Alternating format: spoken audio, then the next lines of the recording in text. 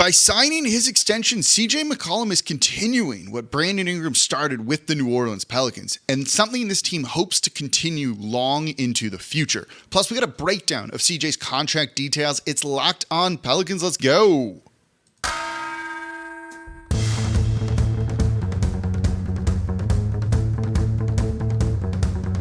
You are Locked On Pelicans, your daily New Orleans Pelicans podcast. Part of the Locked On Podcast Network, your team every day. Welcome to another edition of Locked On Pelicans, the daily podcast covering your favorite team, the New Orleans Pelicans at NBA, part of the Locked On Podcast Network, your team every day, available wherever you get your podcasts and available on YouTube. I'm your host, Pelicans Insider, credential member of the media, Jake Madison, at NOLA Jake on Twitter, here with y'all on this Thursday. Training camp underway. We got an open practice this Friday. I got a special guest coming on tomorrow's show as well. I can't wait. I'm excited. I hope you are as well. So I hope you are making Locked On Pelicans your first listen today and every day. We're bringing you the insight you want into this Pelicans team for what should be a really, really fun year. We're doing it Monday through Friday, completely free, no paywall or anything. Subscribe wherever you get your podcast. Tell a friend about the show. Leave a 5-star review with a comment and comment down below on YouTube. So just what is CJ McCollum continuing? This was a little bit of a theme at Pelicans Media Day, not just from David Griffin, and I'll get into his comments in a second, but from pretty much everyone associated with the franchise. CJ just signed a $64 million contract extension. He has 2 years left on his current deal, and this adds 2 more years on to the end of it. And we just got the details that kind of make you open your eyes.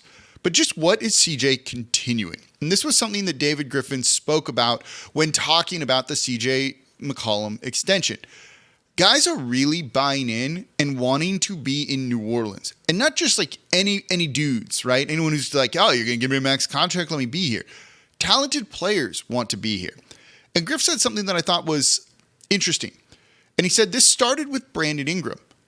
After the AD trade, Brandon Ingram was in his 4th year, and he signed a 5-year deal to remain. This was an all-star going, yeah, I'm going to sign a max deal to remain in New Orleans. That is not something we're used to hearing. The narrative around this team has always been, guys want out. When's Zion going to leave? AD forced his way out. Chris Paul forced his way out. They didn't want to be there. David West bolted when he could. No one wants to play for that franchise, right? It's, whether true or not, been a narrative, and one that unfortunately has some high-profile examples of. But then you see Brandon Ingram sign that deal. And it continued on after that. A talented player wanting to be here. They traded for Jonas Valanciunas, who's very underrated, I think. He signed an extension showing that he wanted to be here. CJ McCollum, at the trade deadline last year, a number of teams wanted him. And he chose New Orleans and worked with the Trailblazers to make this trade a reality for him to come to New Orleans. And then Zion signs his extension this past offseason. And then CJ now signs an extension remaining here. And there's probably an extension for a guy like Larry Nance Jr. still to come. That was strongly hinted at Media Day. Players seem to want to be here. It even goes back to a guy like JJ Redick signing here at the time. Though that didn't work out, that's a guy who would never miss the postseason in his career. A veteran that everyone probably would have wanted on their team. And the Pelicans signed him, which was kind of eye-opening, I thought. Now, with some of these deals, right, they're rookie deals. Brandon Ingram was a restricted free agent, wasn't an extension. He was just a restricted free agent. The Pelicans could have matched anything that he wanted. Fair enough. Zion, kind of a similar situation. This just avoids restricted free agency. Had he become a restricted free agent, not taking the qualifying offer, restricted free agent, Pels would have just matched any deal, would have kept him here. Similar to what happened, with Eric Gordon a number of years ago. Phoenix offered him a max deal. Pelicans just matched, and he was back playing for New Orleans. So you have those where it was always likely that they were going to remain, but you never know with some of those things. Jonas Valanciunas signed the extension, vastly underpaying him at basically $15 million per season. That does say something. And then a guy like CJ McCollum, giving up money, by the way, and we'll get into the contract deals in the next segment, a guy that's well respected around the league. When you start to look at his contract, and then you actually really look at Brandon Ingram's and Zion Williamson's contracts, These are far more team friendly than you'd think. And those guys didn't get all that they could have gotten or probably even were, wanted. They probably just gave some of this up to be here on principle with how strange some of the contract language and clauses and stuff is. That says a lot. These are guys that could play literally anywhere else. No problem. But they see something going on here. And this was echoed, by Willie Green, Trajan Langdon, and then all of the players talked about how they really like it here. It goes into something that we talked about the other day with Swin Cash and how her department is there that really focuses on trying to, build up these guys and make it feel like a family. And that's starting to pay dividends with players taking team-friendly deals. You don't see that everywhere. It's a cutthroat business. Players should try and get as much as they possibly can, everything they can and everything they want. But they're not here. They're leaving stuff on the table. What does that look like? What does that mean in terms of CJ's contract details and some of the other guys? Let's break that down coming up here next in today's episode of Locked On Pelicans. Before we do that, though, today's episode of Locked On Pelicans brought to you by BetOnline.net. BetOnline.net, your number one source for football betting and any other info you need this season. So you can find all the latest player developments, team matchups, news, podcasts, and in-depth articles and analysis on every game you can find over at BetOnline.net. They got NBA futures. You feeling good about Zion after he dominated 5-on-5 the other night? Didn't miss a shot, supposedly? Plus 3,600 to win MVP. Go get those odds now because they are going to change. Matt Moore, host of Locked On Nuggets. You might know him as at HP Basketball, and the lead NBA analyst for the Action Network, a betting network, right? Immediately saw Zion and how good he looked the other day and threw money down on him to win MVP. I don't know what else I need to tell you. That is a ringing endorsement. You can go get in on that action with those odds over at betonline.net. So head to betonline.net today. You can use your mobile device to get there as well to learn more about the trends and the action happening today. BetOnline, where the game starts. And thank you for making Locked On Pelicans your first listen today and every day. We're here Monday through Friday for y'all, breaking down everything you want to know about the team. Very, very, very fun Pelican season. So make sure Locked On Pelicans your first listen today and every day. And of course, comment down below on YouTube. You want to support the show? Number one thing you do, comment down below. Do you think the Pelicans are going to become a free agent destination in a sense? And I want to get into that a little bit more in the third segment of today's episode. So CJ McCollum, looking at his contract, the $64 million, he gave up a lot to remain here. $33.3 million the first season, then it declines, $30.7 in the final year. That is like a big underpay, I think. That's the final year is going to be about 21% of the projected salary cap that year, and actually could even be lower than that if the salary cap really goes up. When you look at guys who are under contract that far, like a Bradley Beal is going to be making $50-something million that year, in an over 30 season. Or guys who are going to get paid and get paid an astronomical number. Shai Gilgeous-Alexander being one of those guys too, who's going to be paid in the meantime and all of that. You look at CJ's value and you feel good about that. And you have to also factor in CJ could have gotten more. A little bit on the older side when it comes to paying guys big bucks. But he set career highs across the board his time in New Orleans and on the Pelicans last season. He knows that this team is going to be expensive, potentially capped out in the future. So he could go, if you want to keep me, you got to pay. Otherwise, you're screwed if I walk after 2 years. You don't have the cap space to, replace me with a free agent. And he didn't do any of that, right? 24.3 points per game last season. Shot the fourth highest number from 3% his career, but he basically shot 40% from 3.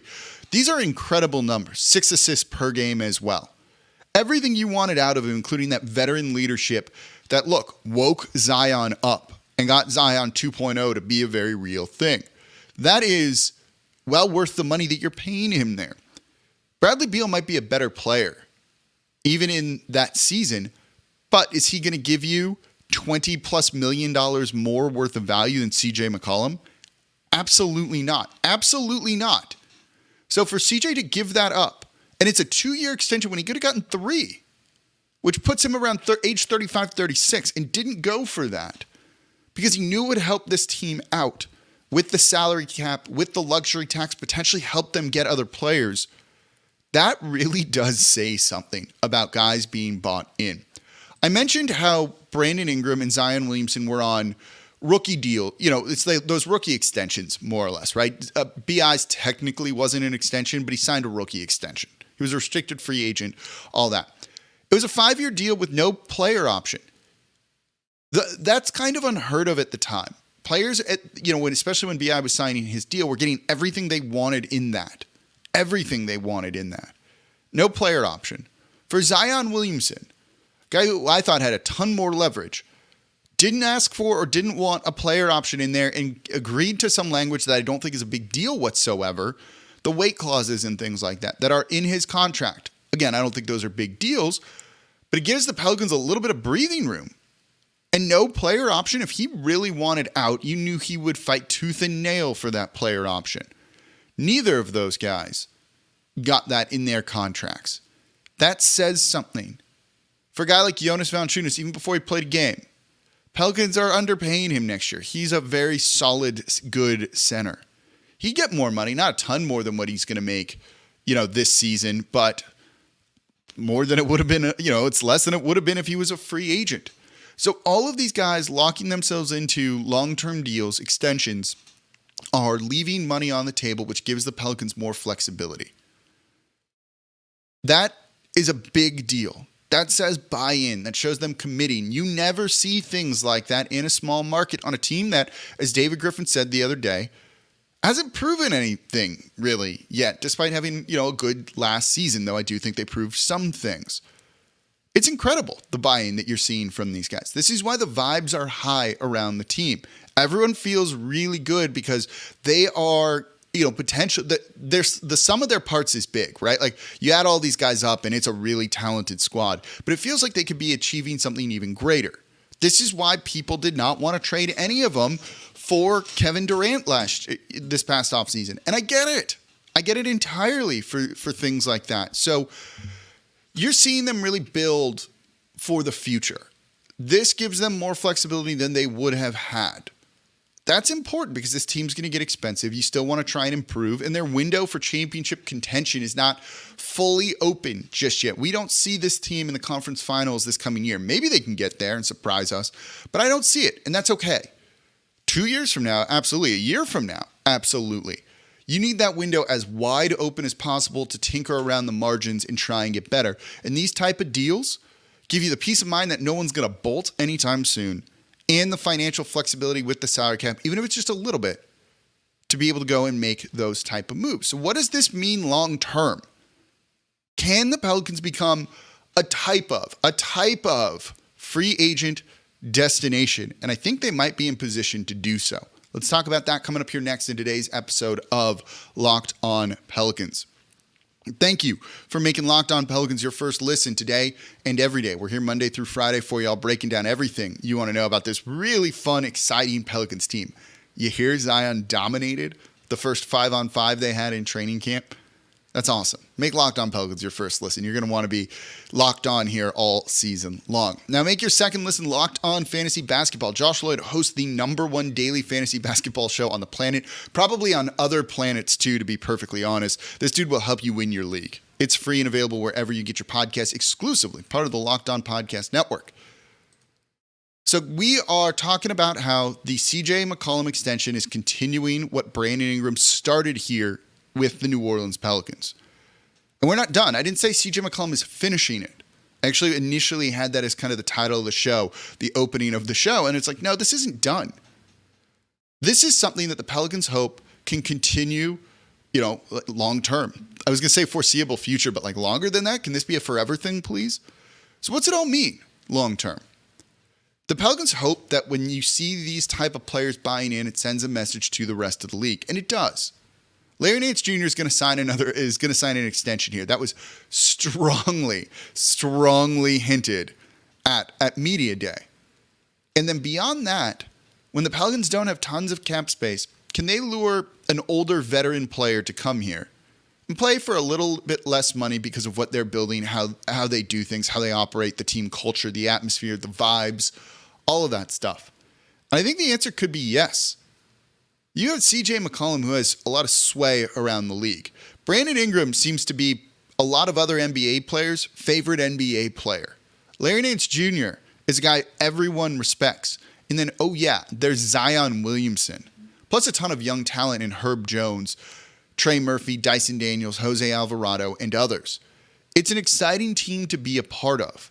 So when you have your mid-level exception next year, or your taxpayer mid-level exception, which is less than the non-taxpayer mid-level exception, can you get someone at $5 million that you normally wouldn't be able to get because of what you're doing, because of these type of deals?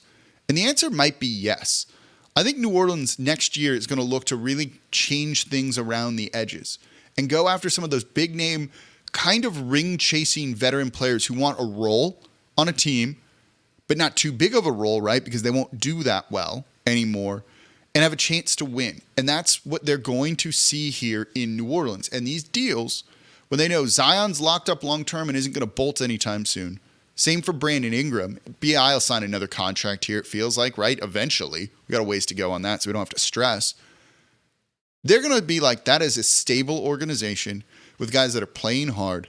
They're winning. Oh, and they have just enough money that I will take for me to sign with them. That's what's building here in New Orleans. That's why CJ McCollum is continuing this, because there's going to be more to come in the future.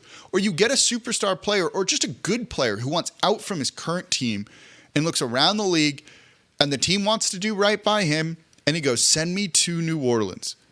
And so New Orleans will give up slightly less than what they normally would have to get a guy like that. They got CJ McCollum for cheap when you really think about it, even though we all love Josh Hart. That is what New Orleans is looking for. This could be paying dividends as soon as the trade deadline this coming season. And beyond that, New Orleans is in position to win, hopefully for a while. Not 10 years like some of y'all are thinking. That's a little bit crazy in my opinion. But this team is in position to really continue what started with Brandon Ingram, continued on with the CJ McCollum trade, a Jonas Valanciunas extension, a Zion Williamson extension, and now a CJ McCollum extension, and hopefully a Larry Nance Jr. extension in the future. I'm going to be really curious what name we're adding to that list now at the end of this coming season, or like middle of February when the trade deadline has ended. Because people around the league are taking note of this Pelicans team, and that means they're going to want to play for him in the future. Makes me excited. I hope you're excited too. Do you think the Pelicans are going to become a veteran, like a vet player free agent destination? That's what I would call it. Not a free agent destination to go out and sign a max guy. That's not going to happen. They just financially cannot do that under the salary cap going forward.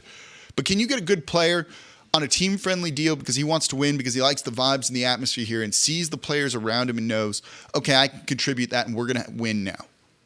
I think the answer to that is yes, but let me know what you think in the comments down below on YouTube. So that's going to do it for this episode of Locked On Pelicans. Thank you all so much for listening. As always, I'm your host, Jake Madison, at NolaJake on Twitter. Got a guest for you all tomorrow. It's going to be a lot of fun as we get set for the weekend and the Pelicans open practice. I will be there. I hope to see you as well. I'll be back with you all tomorrow.